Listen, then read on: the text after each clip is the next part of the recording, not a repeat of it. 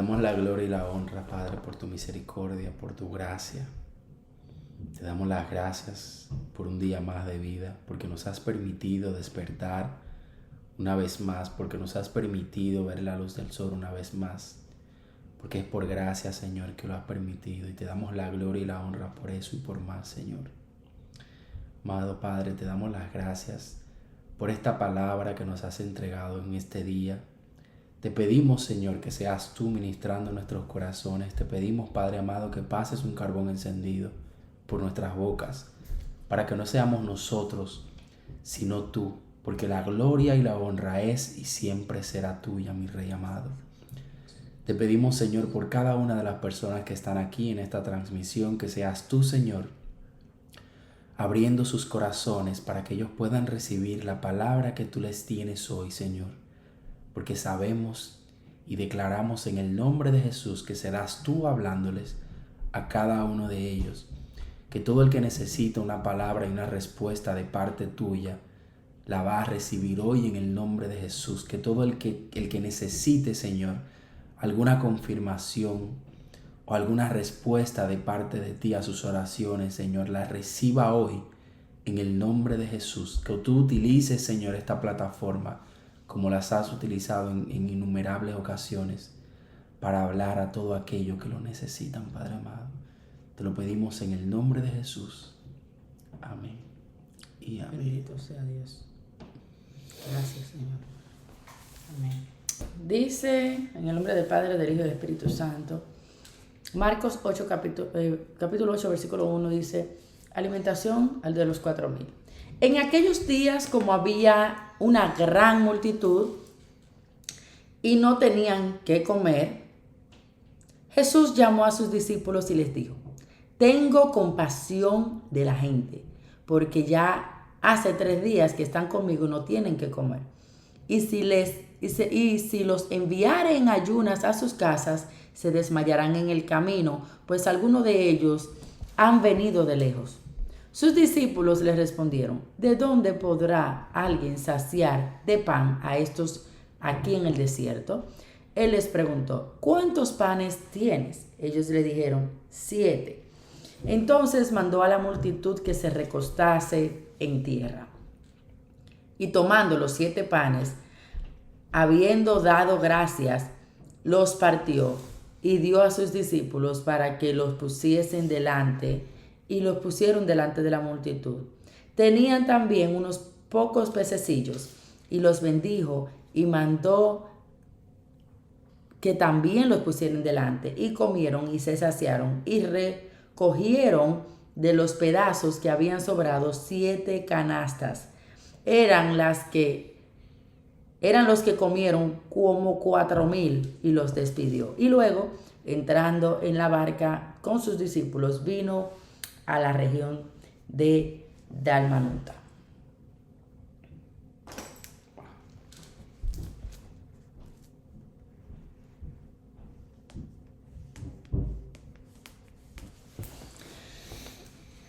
La demanda de una señal. Vinieron entonces los fariseos y comenzaron a discutir con él, pidiéndole señal del cielo para tentarle. Y gimiendo en su espíritu dijo, ¿por qué pide señal esta generación? De cierto os digo, que no se dará señal a esta generación. Y dejándolos, volvió a entrar en la barca y se fue a otra ribera.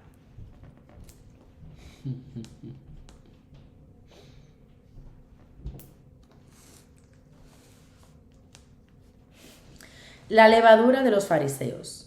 Habían olvidado de traer pan y no tenían sino un pan consigo en la barca. Y él les mandó diciendo, mirad, guardaos de la levadura de los fariseos y de la levadura de Herodes. Y discutían entre sí diciendo, es porque no trajimos pan. Y entendiéndolo Jesús le dijo, ¿qué discutes? ¿Porque no tenéis pan? ¿No entiendes ni comprendes? Aún tenéis endurecido vuestro corazón. Teniendo ojos no ves y teniendo oídos no oyes. ¿Y no recuerdas cuando partí los 5 panes entre 5,000? ¿Cuántas cestas llenas de los pedazos recogiste? Y ellos dijeron, 12. ¿Y cuándo los 7 panes entre 4,000?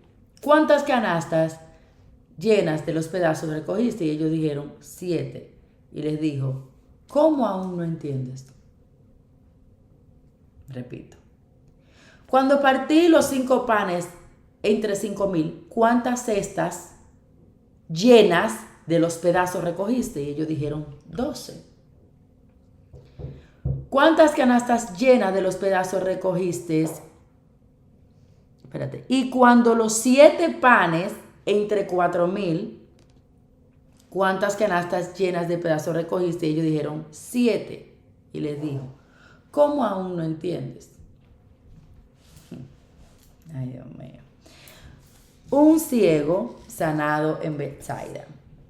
Vino luego a Betsaida y le trajeron un ciego y le rogaron que lo tocase. Entonces, tomando la mano del ciego, le sacó fuera de la aldea y escupiendo en sus ojos, le puso las manos encima y le preguntó si veía algo.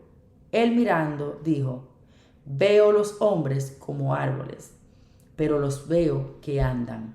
Luego le puso otra vez la mano sobre los ojos y le hizo que mirase, y fue restablecido, y vio de lejos y claramente a todos. Y lo envió a casa diciendo, no entres en la aldea, ni lo digas a nadie en la aldea.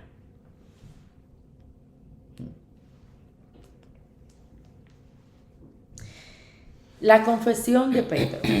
Salieron Jesús y sus discípulos por las aldeas de Cesarea de Filipo, y en el camino preguntó a sus discípulos diciéndoles, ¿quién dice los hombres que soy yo? Ellos respondieron, unos Juan el Bautista, otros Elías y otros algunos de los profetas. Entonces él dijo, ¿y ustedes? ¿Quién dicen que yo soy? Respondiendo Pedro, le dijo, tú eres el Cristo. Pero él les mandó que no dijesen esto de él a ninguno.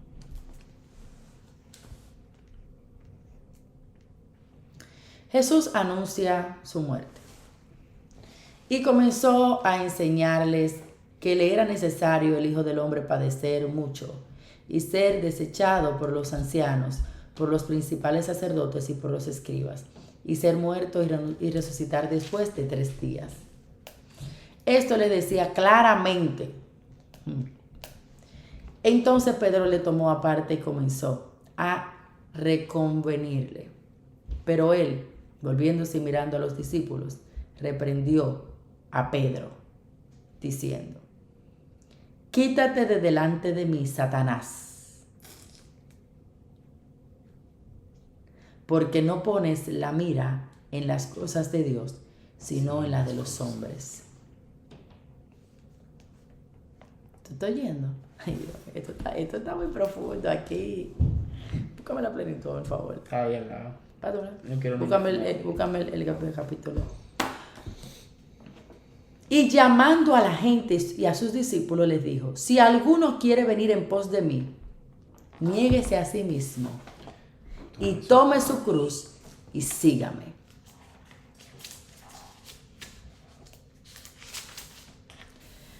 Porque todo el que quiera salvar su vida la perderá. Ay, santo Dios mío. Y todo el que pierde su vida por causa de mí y del evangelio la salvará. ¿Por qué? Porque ¿qué aprovechará el hombre si ganare todo el mundo y perdiere su alma?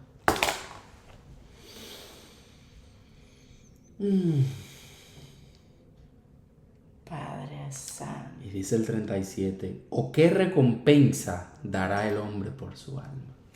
Oh my God. ¿Qué aprovechará al hombre si ganare todo el mundo y perdiere su alma? ¿O qué recompensa dará el hombre por su alma? Porque el que se avergonzare de mí y de mis palabras en esta generación adúltera y pecadora, el Hijo del Hombre se avergonzará también de él cuando venga en la gloria de su Padre con los santos ángeles. Amén. Amén, Sasso. Dios mío. Ay, Dios mío, gracias, Señor. Bueno. Ay, Señor. Y por eso es que cantamos: Dios en lo imposible, te adoramos, eres invencible, soberano, tuya es toda la gloria, tuyo es todo el honor. Wow. Dice desde el inicio: en aquellos días, como había una gran multitud y no tenía qué comer, Jesús llamó a sus discípulos y les dijo: Tengo compasión de la gente, porque ya hace 3 días que están conmigo y no tienen qué comer. Y si los enviara en ayunas a sus casas, se desmayarán en el camino, pues algunos de ellos han venido desde lejos. Sus discípulos le respondieron: ¿de dónde podrá alguien saciar de pan a estos aquí en el desierto? No, papi, go upstairs. Go with Tia, Los Ángeles.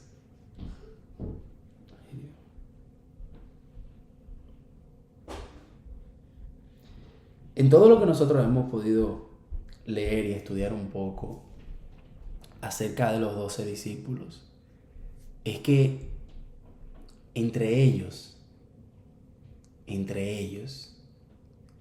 había un problema de incredulidad.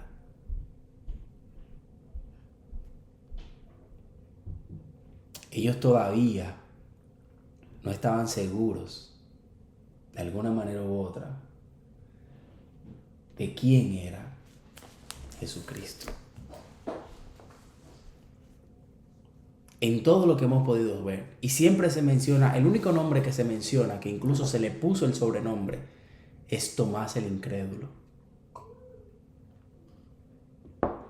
Pero para mí, los 12 se deberían llamar los 12 incrédulos en vez de los 12 discípulos.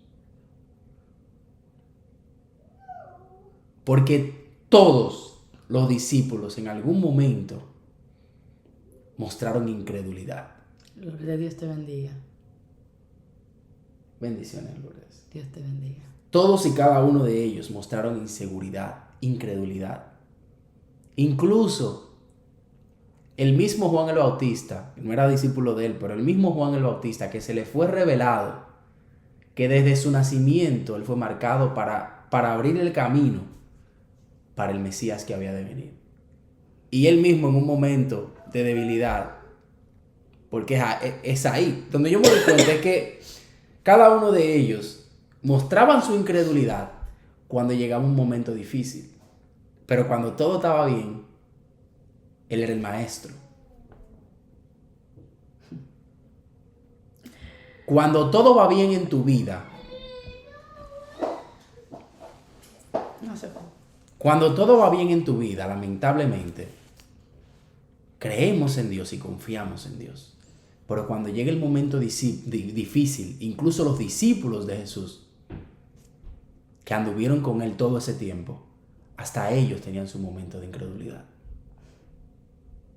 Y el mismo Juan el Bautista, luego de que se le fue revelado quién era y quién era él y para qué él fue traído a este mundo, entonces él mismo le mandó a preguntar: ¿eres tú o esperamos a otro?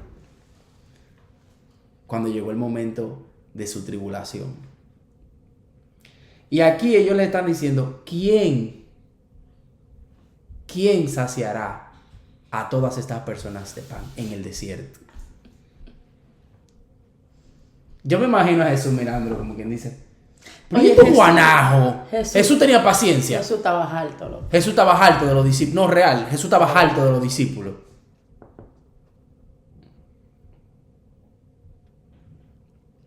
O sea, todavía él le dice, tengo compasión por estas personas ya que hacen 3 días que están conmigo y no tienen que comer. Y si les enviare a sus casas en ayunas, desmayarán en el camino, pues algunos me han seguido desde lejos. Y entonces ellos le preguntan, ¿de dónde podría alguien saciar a alguien? Pero soy yo que te lo estoy diciendo. O sea, ¿de dónde podría sacar a alguien, saciar a alguien de pan aquí en el desierto? Y él les dijo, ¿cuántos panes tienes?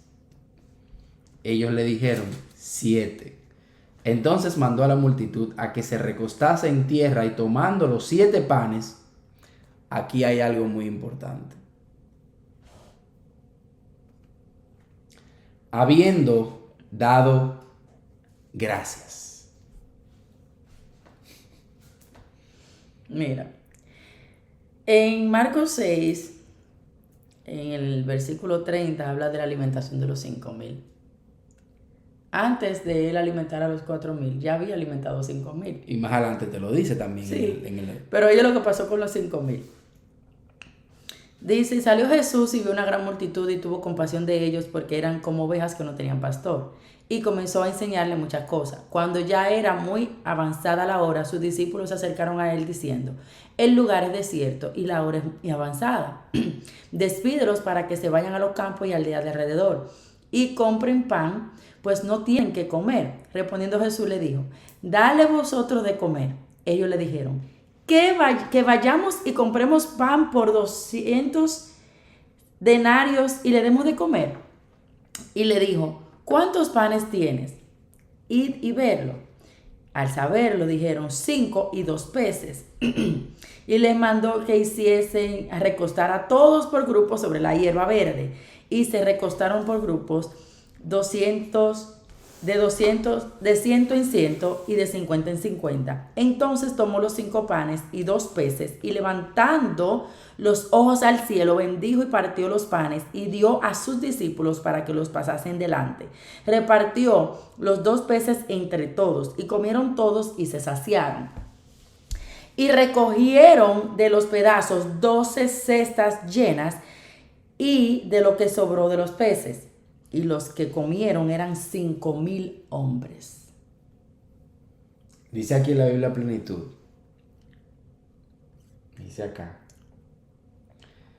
La alimentación de los 4,000 sigue de cerca el patrón de Marcos 6:30 al 44. Aparentemente la torpeza espiritual de los discípulos hizo que olvidaran el milagro anterior.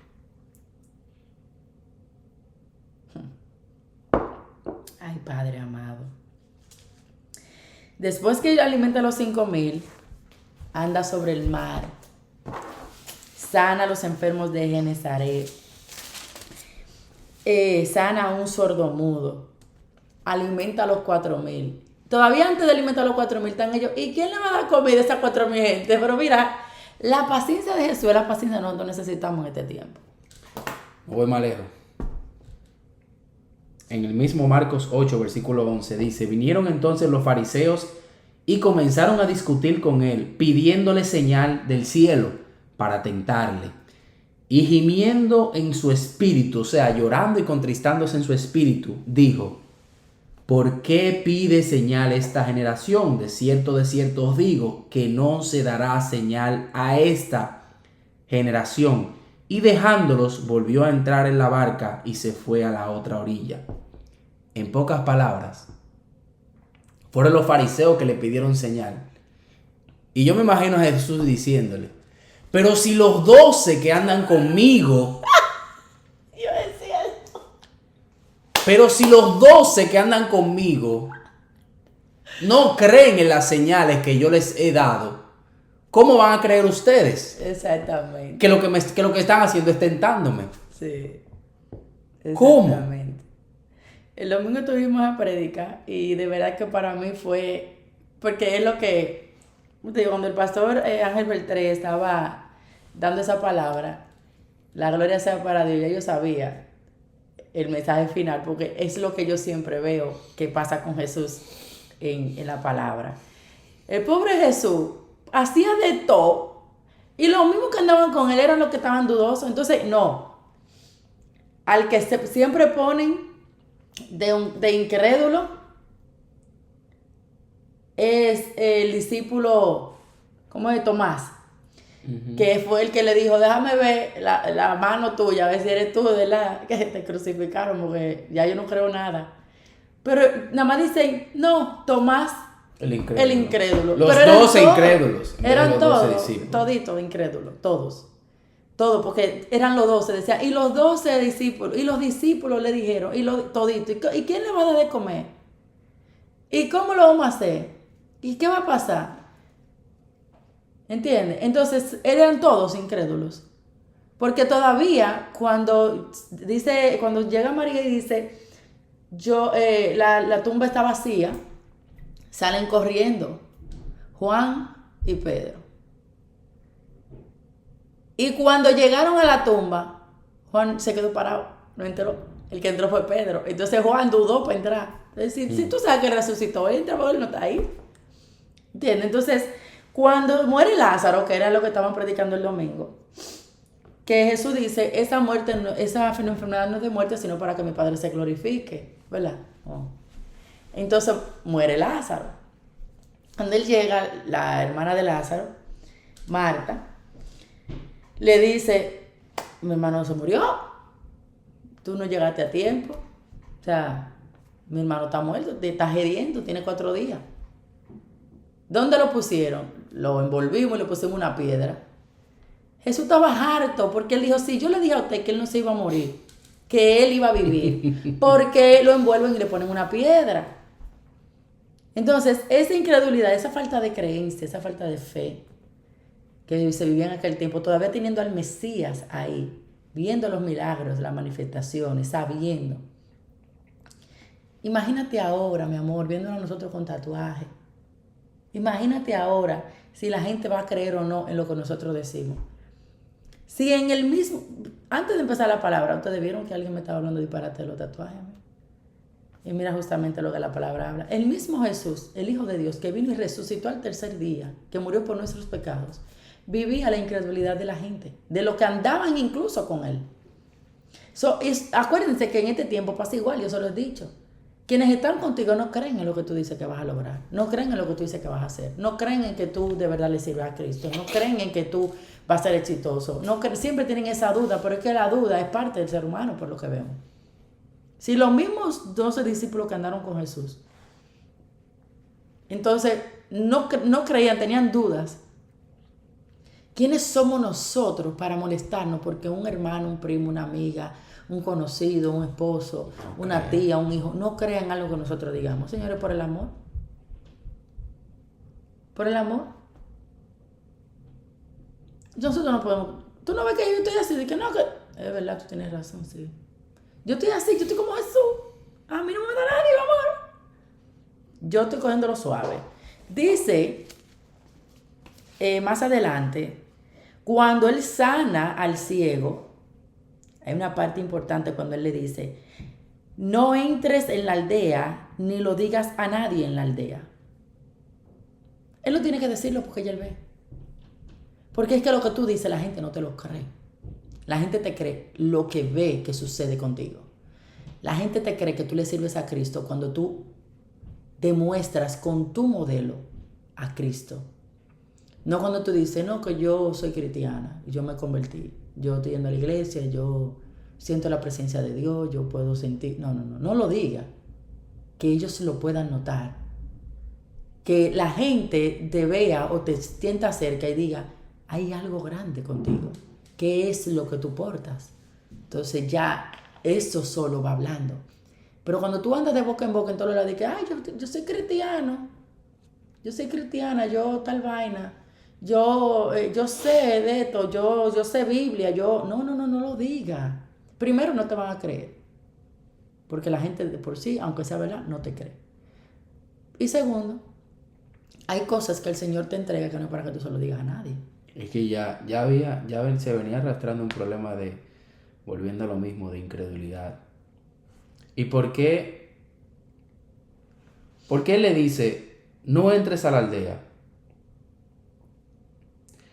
Si tú le dices que no entres a la aldea, él no va a entrar. Pero luego entonces le dice, ni lo digas a nadie en la aldea. O sea, no entres a la aldea. Y si tú entras, No le digas a nadie en la aldea. no le digas a nadie en la aldea Uh-huh. de lo que yo acabo de hacer contigo. Pero mira, incluso, oye, cuando Jesús llegó a Betsaida, le trajeron un ciego y le rogaron que lo tocase. Entonces, tomando de la mano al ciego, lo sacó fuera de la aldea. O sea, Jesús no hizo nada en la aldea. Él sacó al ciego fuera de la aldea y hasta que lo sanó, ¿verdad?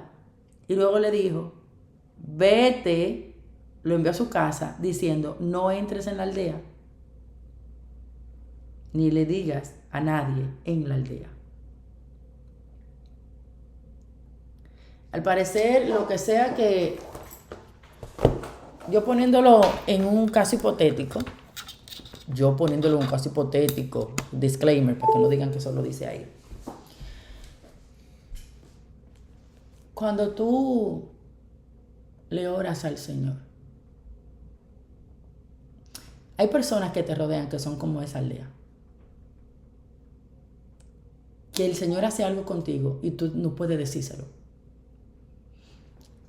Tú te has dado cuenta que tú estás en una situación difícil.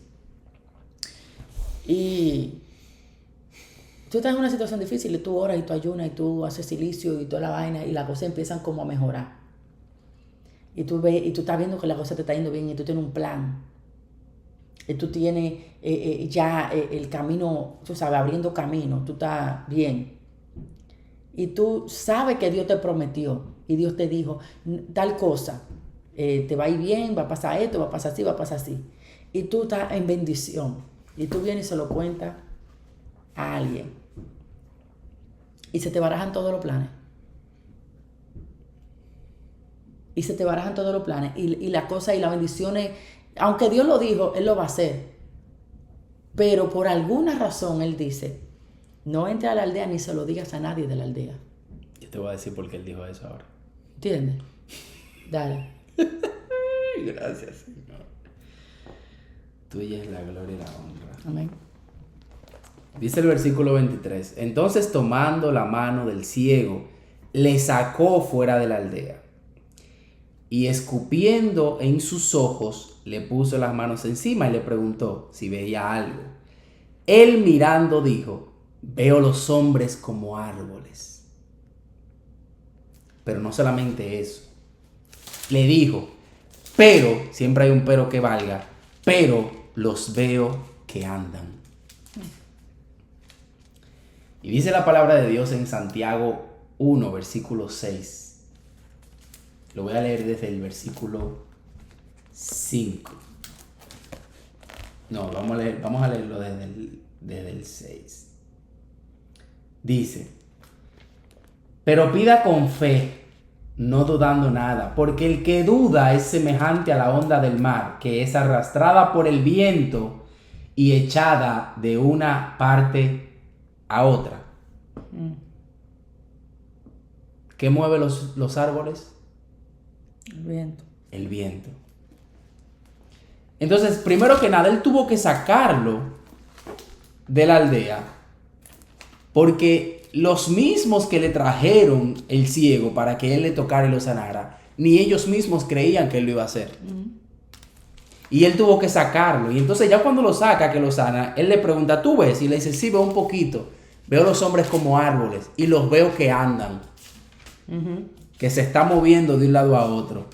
Y entonces luego que lo sana definitivamente, le dice, no entres a la aldea, ni lo digas a nadie de la aldea. Porque dudan.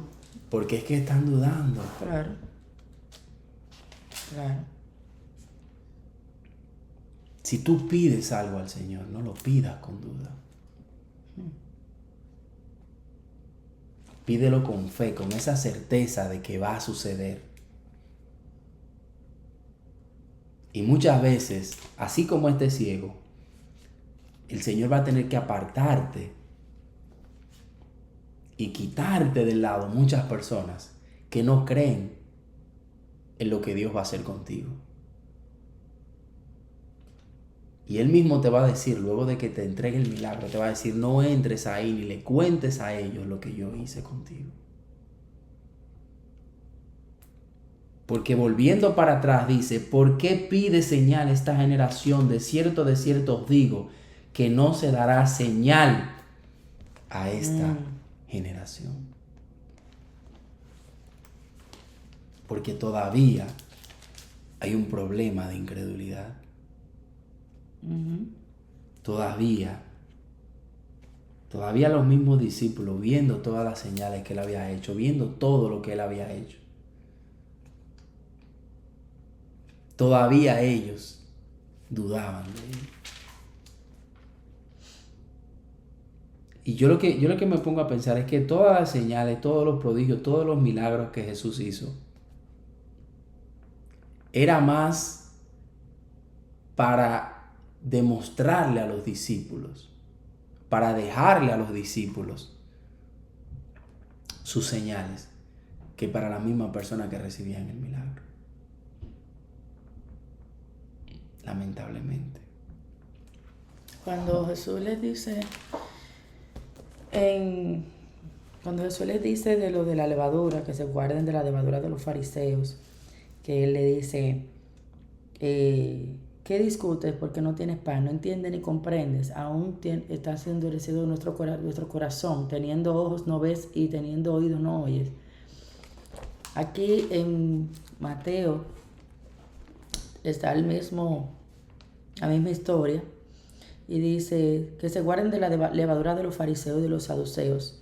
Ellos pensaban dentro de sí diciendo, esto dice porque no traemos pan. Y entendiéndolo Jesús le dijo, ¿por qué pensáis dentro de vosotros, hombre de poca fe, que no tienes pan? ¿No entendéis aún? Si no se recuerdan de los 5,000, de los 5 panes entre 5,000 hombres y cuántas cestas recogiste, ni de los 7 panes entre 4,000 hombres y cuántas canastas recogiste. ¿Cómo es que no entiendes que no fue por el pan que lo dije? Dije que os guardares de la levadura de los fariseos y de los saduceos. Entonces entendieron que no le había dicho que se guardasen de la levadura del pan, sino de la doctrina de los fariseos y de los saduceos. Porque la levadura, sabemos que es lo que hace que la masa crezca. La doctrina es lo que está supuesto a hacerte crecer en el camino del evangelio, en tu ministerio. La levadura es lo que te instruye, lo que te enseña. Y por eso Él le decía, cuídense de la levadura de los fariseos y saduceos. Y ellos decían, ay, ¿qué fue que no traímos pan? De verdad era una torpeza espiritual muy fuerte que llevaba a Jesús con esos discípulos al lado. Y Él tenía que todo lo que decía, porque Él hablaba en parábolas. Entonces ellos, había que decirle la cosa en lenguaje llano para entender. Pero lo espiritual siempre va a ser espiritual. Y vemos que Pedro confiesa a Jesús como el Cristo. Dice que cuando él dice, ¿quién yo soy? ¿Quién dicen que yo soy? Y ellos dijeron, unos dicen que Juan el Bautista, otros que Elías, otros Jeremías y algunos de los profetas. Y él le dijo, ¿y ustedes quién creen que yo soy? Y respondiendo Simón Pedro dijo, tú eres el Cristo, el Hijo del Dios viviente. Entonces le dijo Jesús, bienaventurado eres Simón, hijo de Jonás, porque no te lo reveló ni carne ni sangre, sino mi Padre que está en los cielos. Yo también te digo que tú eres Pedro, y sobre esta roca edificaré mi iglesia, y de las puertas del Hades no prevalecerán contra ella. Y a ti te daré las llaves del reino de los cielos, y todo lo que atares en la tierra será atado en los cielos, y todo lo que desatar en la tierra será desatado en los cielos. Ahí voy, Viviana, donde tú querías que habláramos de por qué Jesús reprende a Pedro. Él le acaba de entregar la llave del reino de los cielos, y todo lo que atara Pedro en la tierra será atado en los cielos, y todo lo que desatara él en la tierra será desatado en los cielos. Le dijo que sobre Pedro él iba a edificar su iglesia. Y le dijo a Pedro, no te lo reveló ni carne ni sangre, sino mi Padre que está en los cielos. Pero más adelante, cuando Jesús habla de su muerte, comenzó Jesús a declarar a sus discípulos que le era necesario ir a Jerusalén y padecer mucho de los ancianos, de los principales sacerdotes y de los escribas, y será muerto y resucitado al tercer día. Entonces Pedro, tomándolo aparte, comenzó a reconvenirle. Reconvenirle es como reclamarle, como por ejemplo un papá le reconvina a su hija porque llegó tarde a la casa. ¿Me dio a entender? Reconvenirle, diciendo, Señor, ten compasión de ti, en ninguna manera esto te acontezca. Recuerda que Pedro, lo que desaten en la tierra, lo está desatando en el cielo. Lo que ata en la tierra, lo está atando en los cielos. Pedro le acaba de decir, maestro, no diga eso, porque eso de ninguna manera que te acontezca. Recuerden que el Jesús morir en la cruz y resucitar al tercer día, gloria al nombre del Señor, era la liberación de los pecados, era para liberarnos de la ley, era para restaurarnos, para que el velo se rompa. Eso tenía que pasar, ¿verdad que sí? Entonces cuando él lo anuncia y dice, yo voy a morir en la cruz y voy a resucitar al tercer día, Pedro, que es el mismo al que él le acaba de entregar la llave de los cielos y al que él le dijo, lo que tú declares en la tierra será en los cielos, y lo que tú ates en la tierra será en los cielos, le dice, maestro, no diga eso, que eso no te acontezca de ninguna manera. Pero él, volviéndose a Pedro, le dijo, quítate delante de mí, Satanás. Me eres tropiezo, porque no pones la mira en las cosas de Dios, sino en la de los hombres. Santo eres, Señor. ¿Me está entendiendo? Porque él lo estaba reprendiendo. Porque sabía que lo que él estaba declarando lo estaba haciendo en la tierra y lo estaba haciendo en los cielos, porque él se lo acaba de entregar. Y la primera señal de eso sucedió cuando el ángel de Jehová se le presentó a Zacarías a decirle que su mujer, que era estéril, iba a traer al mundo a Juan el Bautista. Y se decía en ese entonces que una persona que estaba tan lleno de la presencia de Dios, lo que declaraba por su boca, eso se hacía, así mismo como sucedió con el profeta Elías. Y cuando él dudó iba a decir que su mujer era estéril, antes de eso el ángel lo enmudeció y le dijo, enmudecerás hasta que se cumpla la promesa. Y entonces cuando se cumplió, ahí se le devolvió la voz. Pero sucedió desde ahí. Y aquí entonces Jesús está reprendiendo a Pedro, porque antes de eso le dice, a ti te daré las llaves del reino de los cielos, y todo lo que atares en la tierra será atado en los cielos. Y ahí mismo Jesús se dio cuenta, porque él ya se lo había dicho a Pedro, y ahí mismo Jesús se dio cuenta que lo que le dijo, santo eres, Señor, que lo que él le dijo a Pedro no solamente lo escuchó Pedro, sino también que lo escuchó Satanás. Y no fue Pedro. Por eso hay que tener discernimiento de espíritu. Y nosotros, cuando alguien se levanta en contra de nosotros, no atacar a esa persona, sino lo que está en esa persona.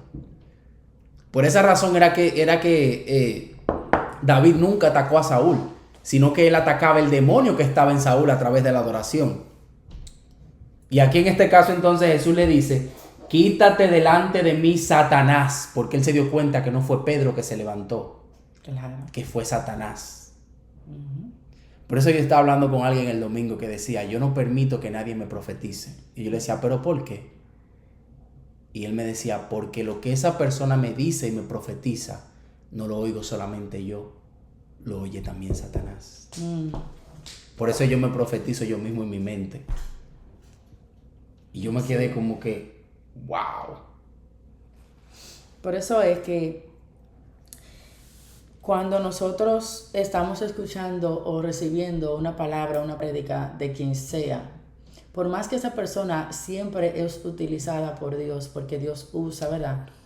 Hay momentos en el que, en medio de una de esas prédicas Satanás pueda meter un mal mensaje para ti. Por eso es que tenemos que tener discernimiento de espíritu, pedírselo al Señor. Órale al Señor, ayuna, silicio, haz de todo. Y en tu mente dile al Señor, yo quiero hacer este sacrificio para que tú me des discernimiento de espíritu, porque de eso vale muchas cosas. De ahí parte muchas cosas. Entonces a veces no todo el que se te acerca porque te ama a decirte algo positivo viene de parte de Dios. A veces tú tienes un plan y tú dices, yo me quiero comprar una casa. Yo voy a trabajar para comprarme esa casa. Entonces, una persona que siempre te da un buen consejo, que te ama, puede ser utilizado por el mismo Satanás para quitar ese plan de tu cabeza y decirte, mira, amor, yo entiendo que tú deberías de esperar otro tiempo, porque es que si tú te das cuenta y haces los números de la manera en la que las cosas están, no te conviene pensar así.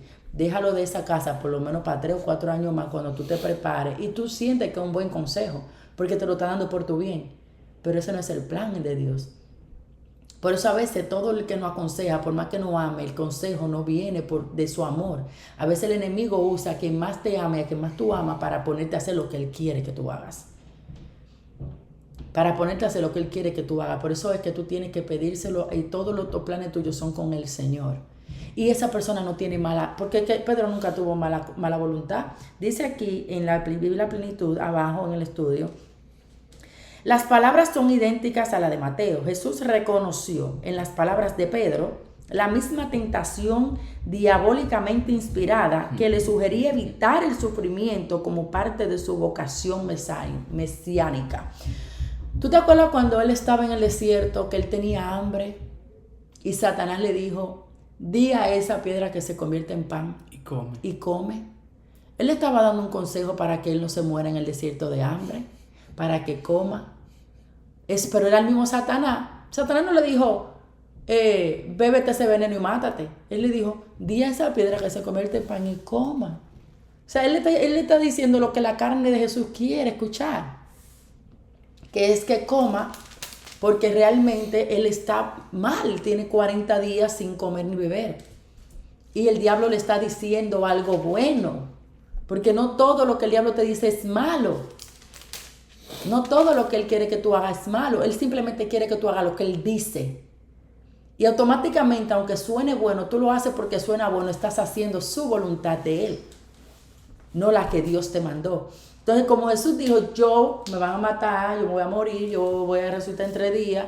Entonces, el mismo Pedro, que acaba de tener ese acercamiento con Jesús, que fue el único de los discípulos que lo reconoció, que él le dice, no te lo reveló ni carne ni sangre, sino mi Padre que está en los cielos.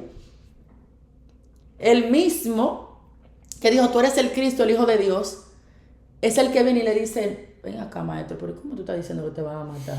Y no digas eso de ninguna manera te puede pasar. En esas palabras proféticas de Pedro, que ya él acaba de decir que hablan aquí y en el cielo también, él está parando el propósito al que Jesús llegó. Él lo está deteniendo. Porque le sabe dijo, que todo si lo no, que atares en la tierra será desatado en los cielos. porque él sabe que si no llega a la cruz y resucita, él no le va a pasar el rolo a la muerte. O sea, él no va a ser exaltado. Él no va a demostrar que él sí es el Cristo. Entonces Satanás no quiere que él lo demuestre. Él no quiere que eso suceda. Satanás es tan tal que para él, oh my God, que él estaba cuidando a Jesús para que no se diera lo que se tenía que dar. Y cualquiera dijera, wow, Pedro me quiere, mira, no quiere que me maten. Wow, qué bueno es Pedro. Es verdad, tú tienes razón. Yo como que no debería de morirme en esa cruz. Y de tener todo el propósito mesiánico, ¿qué se dice? Mesiánico, ajá. Todo el propósito mesiánico que vino a Jesús a cumplir aquí. Porque él se lo está diciendo de buena fe. No todo buen consejo que viene de alguien viene de parte de Dios. Ten cuidado. Suena bonito. Santo es. Y no toda palabra que parezca piedra es mala. Porque nosotros siempre queremos escuchar lo que queremos escuchar. Entonces siempre estamos bien con el que nos dice lo que queremos escuchar. Pero la persona que de verdad está haciendo algo para tu edificación no siempre te va a decir lo que tú quieres escuchar. Te tiene que decir algo que te duele. Por eso es que tus planes y tus proyectos y tus metas, tú no puedes contárselas a todo el mundo.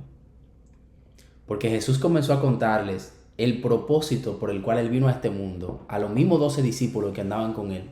Y el que anteriormente se les reveló que Él era el Cristo, ese mismo fue el que se levantó. Pero no fue ese mismo, sino fue Satanás.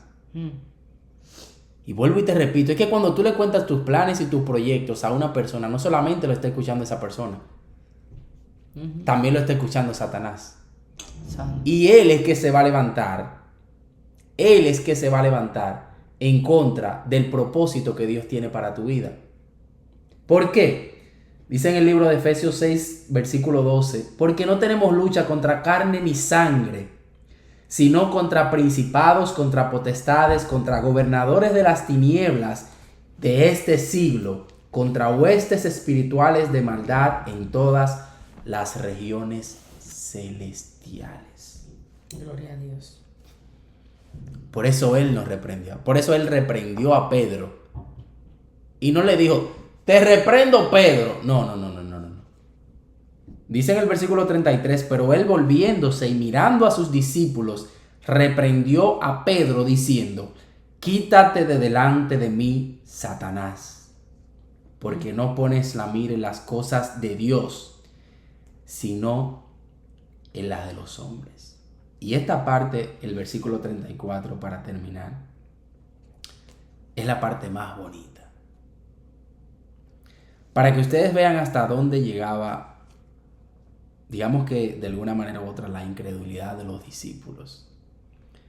Dice en el 34, y llamando a la gente y a sus discípulos, les dijo, si alguno quiere venir en pos de mí, niéguese a sí mismo, tome su cruz y sígame. Porque todo el que quiera salvar su vida la perderá, y todo el que pierda su vida por causa de mí y del evangelio la salvará. Él le dijo anteriormente que a él lo iban a matar, que él iba a ser crucificado. Y ahora le dice, si alguno quiere venir en pos de mí, primero niéguese a sí mismo, para que no se deje usar del enemigo. Tome su cruz, así como yo la voy a tomar, y sígame. Mira, estos últimos 4 versículos son un Mi Café con Dios completo. Mi madre. Completo. Dice, si alguno quiere venir en pos de mí, niéguese a sí mismo. Niéguese a sí mismo. Desde ese momento, él dice, si tú me quieres seguir, tienes que negarte a ti mismo. O sea, lo que tú quieres ya no es. Ya no vivo yo, más vive Cristo en mí. Lo que tú quieres ya no es. Lo que tú deseas ya no es. Tus planes no son tus planes. Tus proyectos ya no son tus proyectos. Si tú quieres venir en pos de mí, tienes que negarte a todo eso y seguirme. Pero tienes que tomar tu cruz, porque tampoco va a ser fácil seguirme. Pero el que viene en pos de mí, niéguese a sí mismo y a todo lo que quiere y ha planeado. Tome su cruz que pesa y sígame. Y dice, todo el que quiera salvar su vida, la perderá. Oye, todo el que quiera salvar su vida, la perderá. Y todo el que pierde su vida por causa de mí y del evangelio, la salvará. Oye, qué profundo está esto. Todo el que quiere salvar su... No, yo me voy a convertir porque yo quiero ser salvo. Yo me voy a convertir porque yo quiero que Dios me bendiga. Yo voy a seguir a Cristo y yo voy a servir a Cristo porque yo quiero que las cosas me salgan bien. Yo quiero tener paz. O sea, si tú te das cuenta, tú quieres seguir a Cristo y servirle a Cristo porque a ti te conviene. Tú quieres venir a los pies de Cristo porque tú sabes que es bueno. No, bueno. ¿Verdad? Porque tú tienes un plan de que me va a bendecir Dios, porque yo voy a estar bien con Dios, porque yo voy a tener paz, yo voy a ser libre del enemigo. Y yo, o sea, si tú te das cuenta, tú estás planeando todo lo bueno solamente para ti. Dice, todo el que quiere salvar su vida, vengo a salvar mi vida, la va a perder. Pero todo el que pierde su vida por causa de mí, ese la salvará.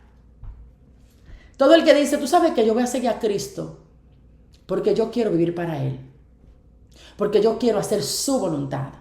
Porque yo quiero darle la gloria, la honra y la alabanza a Él. Porque yo quiero que cuando yo hable, respire, que Él me use, que Él me lleve, que Él me guíe. Yo quiero dejar de vivir yo para que Cristo viva en mí. Cuando tú te quitas tú y pones a Cristo de verdad porque es Cristo, no porque te conviene, entonces, gracias Señor, entonces la salvará. Entonces la salvará.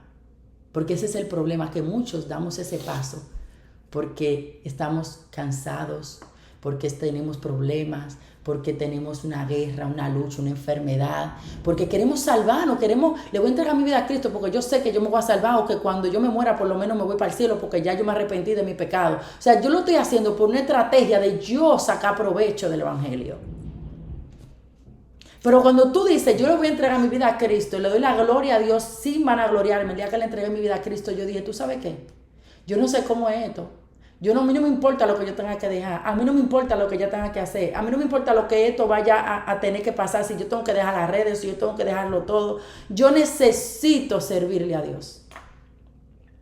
Yo quiero que lo que quede de mi vida, Él lo use para su gloria. Porque antes de Él yo no tenía vida. Yo no vivía. Y cuando Él me liberó del pánico y la ansiedad que yo vivía por más de 7 años, mucho más de 7, 8 años. Cuando Él me liberó, yo dije, no, es que no. Es que no era ni siquiera, es que yo no me veía haciendo algo que a mí me aproveche, que a mí me guste. Yo dije, lo que tú quieres hoy, ¿qué tú quieres que yo haga? Yo me quité yo para servirle a Él. Y dejé de hacer yo las cosas que yo quería hacer para hacer las cosas para Él. Como sea que me vaya. Como sea que me vaya. Y dice más adelante, ¿qué aprovechará al hombre si ganare todo el mundo y perdiere su alma? ¿Qué? O sea, ¿qué importancia tiene que te ganes el mundo y pierdas tu alma? ¿En qué te va a aprovechar eso? Y dice más adelante, ¿qué recompensa dará el hombre por su alma? Porque el que se avergonzare de mí y de mis palabras en esta generación adúltera y pecadora, el Hijo del Hombre también se avergonzará de él cuando venga en gloria de su Padre con los santos ángeles. Así mismo como ahora no es tu tiempo, así mismo como este no es tu momento, porque tú tienes muchas cosas que organizar en el mundo y con el mundo. Así mismo como espérate, porque es que si yo le sirvo a Dios, yo voy a tener que dejar de ganarme este dinero. Es que si yo me vuelvo un siervo de Dios, yo voy a tener que dejar de hacer esta cosa que a mí me gusta. Es que si yo busco del Señor, yo voy a tener que romper con esto que a mi carne le agrada. Es que si yo le sirvo a Cristo, yo sé que Él me va a demandar dejar cosas que yo no quiero dejar, no estoy preparado para dejar. Así mismo como tú prefieres esas cosas, como tú prefieres no negarte a esas cosas para buscar a Cristo, así como tú te avergonzarías de que te vieran como cristiano, de que te vean con la Biblia, de que te vean en un Instagram abriendo la palabra y que te ataquen, así como eso te daría vergüenza. Cuando tú te arrodilles porque te esté pasando algo, así mismo a Él le va a dar vergüenza de ti. Y no te puedes quejar. O dice, si yo me avergonzaré también. ¿Te da vergüenza seguirme a mí? ¿Te da vergüenza mis palabras a esta generación adúltera y pecadora? Entonces yo también me voy a avergonzar de ellos cuando yo venga con mi Padre en gloria. Yo me voy a avergonzar también, dice Jesús. Porque aquí entonces no me avergonzar todo. Porque es muy bueno jalar para tu lado. Necesito un milagro. Dios. Me está llevando el diablo, que fue que Él no me trajo. Dios. Estoy en una enfermedad. Señor, ¿cuántas veces tú has orado antes de esa enfermedad? ¿Cuántas veces tú le has clamado a Dios antes de ese problema? ¿Cuántas veces tú pediste oraciones para cobertura por tu familia antes de que tu familia se estuviera cayendo a pedazos? ¿Cuántas veces te fuiste de rodillas? ¿Cuántas veces abriste la palabra? Antes, ¿por qué no lo haces antes? Y siempre vienes solo a buscar lo que te conviene. ¿Dónde Dios? ¿Por qué solo vienes después del problema? ¿Sabes por qué? Por eso es que Dios lo permite. Por eso es que Dios permite los problemas, las cosas, los procesos. Porque sabe que es la única manera de traerte. Así que si todavía no has llegado a peor, porque va a estar peor. No esperes que llegue a peor. Va a estar peor. Lo que sea que tú estás viviendo. Si tú no tienes el respaldo del Altísimo, va a estar peor. Siempre puede estar peor. No, que estoy enferma, te puede morir. No, que no tengo dinero, puede que te quiten todo. Siempre puede estar peor. No, que se me murieron 2 hijos, se te puede morir 5. Mira lo que le pasó a doña Ana. 5 hijos se le murieron uno atrás del otro. Y después se murió ella. No puede estar peor. Siempre puede estar peor. Entonces, así mismo, como te da vergüenza en este tiempo, porque es que está muy rico todo allá afuera. Está muy suculento, muy rico, muy chulo, ¿verdad?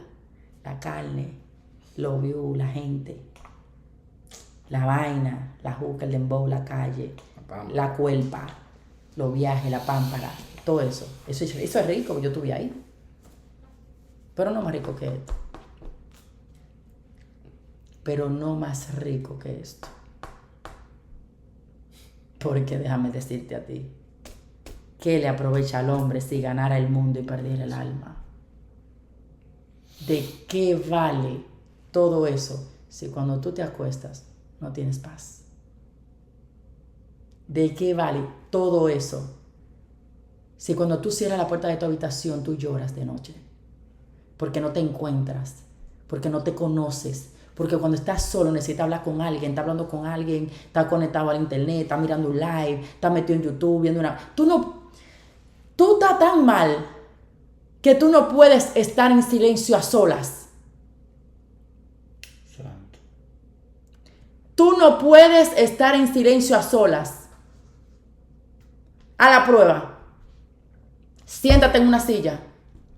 En la noche antes de acostarte. No use el teléfono. No escuche música. No vea las redes. No lea un libro. Búscate a ti mismo. Para que tú veas que no te encuentras. Búscate a ti mismo.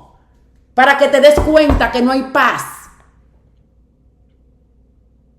Siéntate solo, sola, en una silla en tu habitación en la noche antes de dormir. Suelta el teléfono, suéltalo todo, siéntate, que tú no vas a aguantar 5 minutos.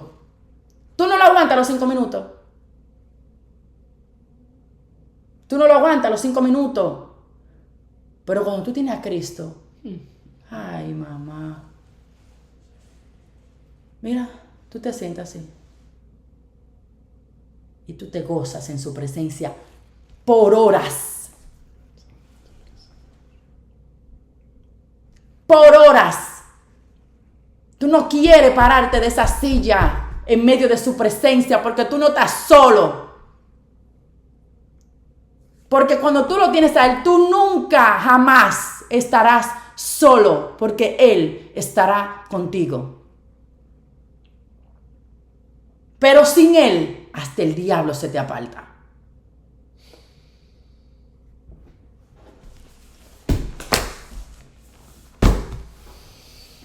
Ahora te digo dónde Él está. Tocándote la puerta para que lo dejes entrar. Para más nunca. Para que más nunca te sientas solo. Para que no necesites hablar con nadie.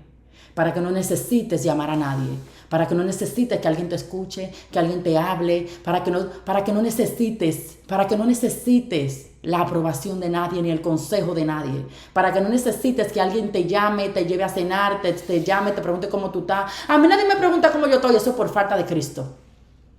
Cuando tú necesitas que alguien te llame, es que a mí nadie me llama, a mí nadie me busca, tú no necesitas que nadie te busque porque tú tienes a Cristo contigo. Tú dejas de sentir esa dependencia emocional en gente hecha de carne cuando tú tienes a Cristo. Porque cuando nadie te llama, Él te llama. Cuando nadie te busca, Él te busca. Cuando nadie te abraza, Él te abraza. Cuando nadie te quiere, cuando nadie te valora, Él está dando su vida por ti en una cruz. Cuando nadie te valora, Él da su vida por ti. Ese es al Dios que yo le sirvo. Y ese es el Dios que yo te presento. Y tú no necesitas ir a una iglesia. Tú necesitas hoy caer de rodillas delante de Él y decirle: Señor, ya yo no quiero estar sola. Ya yo no quiero estar más sola. Yo necesito de ti. Yo necesito de tu presencia. Yo necesito que tú me escuches, que tú me abraces, que tú me llenes, que tú me restaures, que tú me levantes, que tú me abraces, que tú me ames. Yo necesito de ti. Yo no quiero más esta vida así como la vivo. Lo tengo todo, lo consigo todo, puedo hacerlo todo. Tengo salud, tengo dinero o no tengo dinero, tengo salud, tengo amistades. Mucha gente me quiere, yo quiero a mucha gente, yo puedo salir por donde yo quiera, yo tengo libertad, yo no estoy preso en una cárcel, yo puedo. Pero yo no estoy feliz. Pero yo no me puedo, yo no me soporto ni yo. Él te está tocando la puerta. No dejes que Él se vaya. No permitas que Él llegue el momento y Él se avergüence de ti también.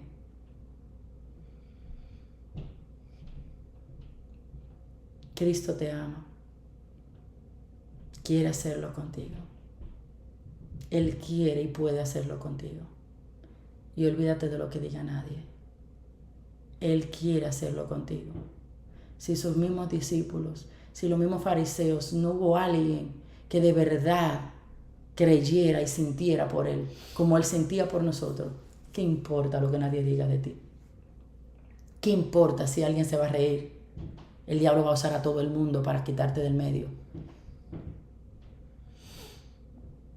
Ábrele la puerta. Entrégale lo que tú tienes. Pero entrégaselo, no porque te conviene. Entrégaselo. Y te vas a dar cuenta que tu vida empieza ese día.